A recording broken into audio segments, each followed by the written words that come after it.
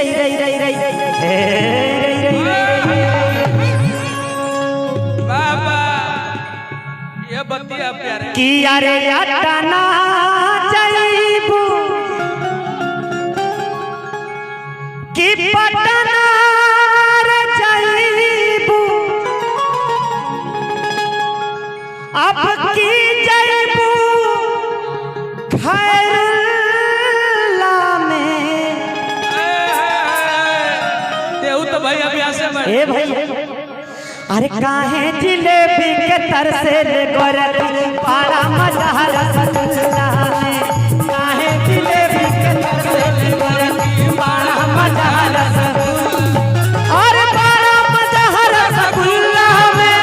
मजा रसगुल्ला में अरे पारा मजा रसगुल्ला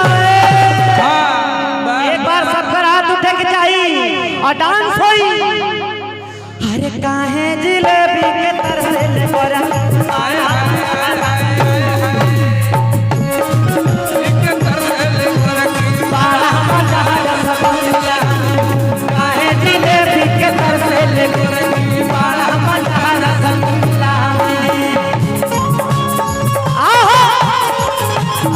आदरणीय अध्यक्ष जी के स्वागत फरमाइश आपके क्या बात है बना रहा जी नहीं लेला जब लच के ले कमरिया जी नहीं लेला जब लच के ले कमरिया रायगढ़ जिला ही लेला लच के ले कमरिया काहे जिलेबी के तरसे ले गोरी बड़ा मजा रसगुल्ला काहे जिलेबी के तरसे ले गोरी बड़ा मजा रसगुल्ला बाबा बना रहे आदरणीय हमने के आदरणीय बड़ भैया श्रद्धे श्री शिवलोचन यादव जी की तरफ से 501 रुपया के आशीर्वाद 501 रुपया आदरणीय बड़ भैया की तरफ से आशीर्वाद जोरदार ताली बजा के स्वागत करी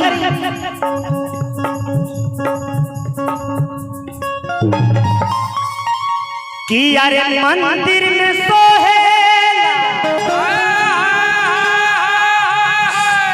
अपने आदरणीय शिवलोचन यादव जी इन्होंने इन्हें 500 रुपया प्रदान किया है। मैं 2 पंक्तियां कहता हूं। अरे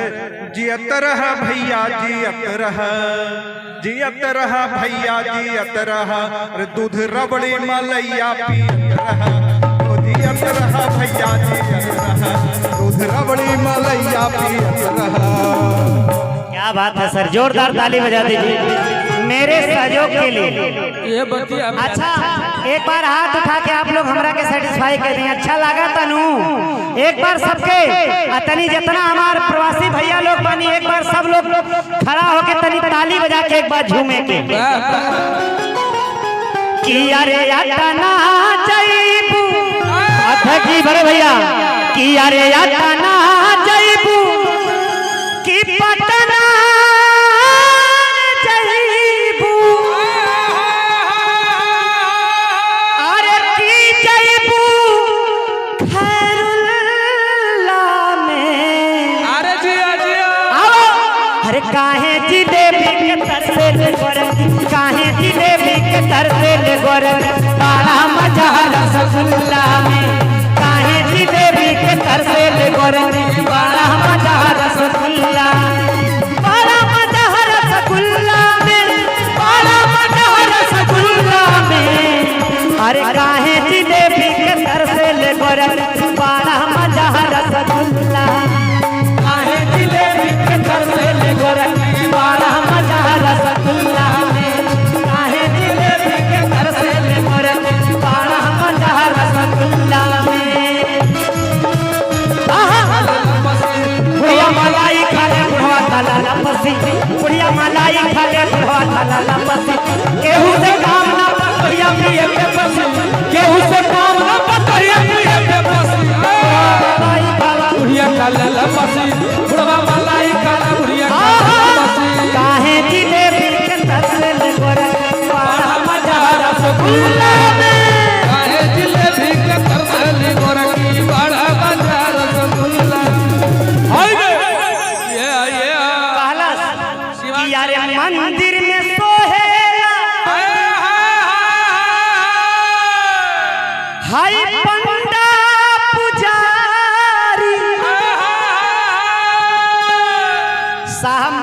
शोभा कैसे है? पंडित जी से, पुजारी से, भगवान जी से। गजाननम भूतगणादि सेवितम कपित्थ जम्बू फलचाहर भक्षणम मास्तम शोक विनाशकारकम नमः विघ्नेश्वर पादपम। बोलो गणेश भगवान की जय जय। कि अरे मंदिर में सो बनरा आदरणीय बड़े भैया श्री प्रशांत पांडे जी की तरफ से हजारों हजार रुपया के आशीर्वाद। गोड़ लगा तनी भैया, जोरदार ताली बजा के स्वागत करिए। 2000 बनवा के मोदी जी नुकसान कि अरे मंदिर में सोहेला अरे पंडा पुजारी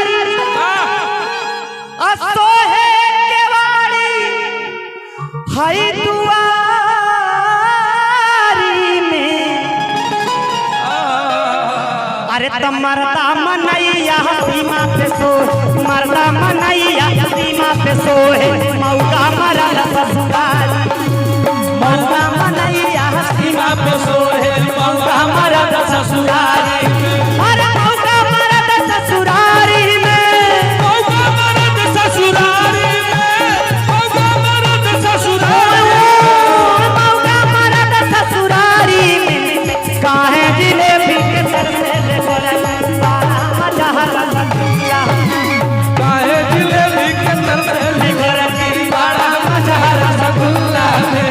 काहे जिलेबी के तरसे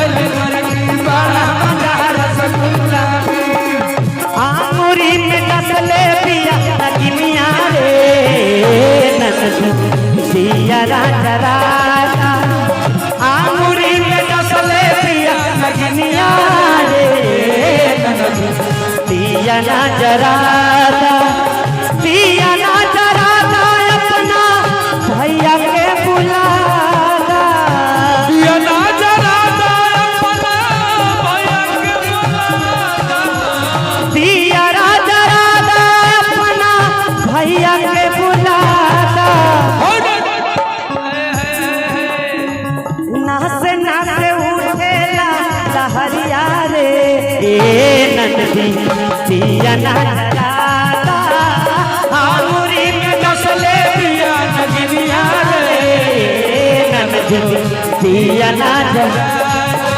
काहे जिलेबी के तरसे गोरखी बड़ा मजा रसगुल्ला, काहे जिलेबी के तरसे गोरखी बड़ा मजा रसगुल्ला। हाँ ये बतिया प्यारे। अच्छा देखिए परिवार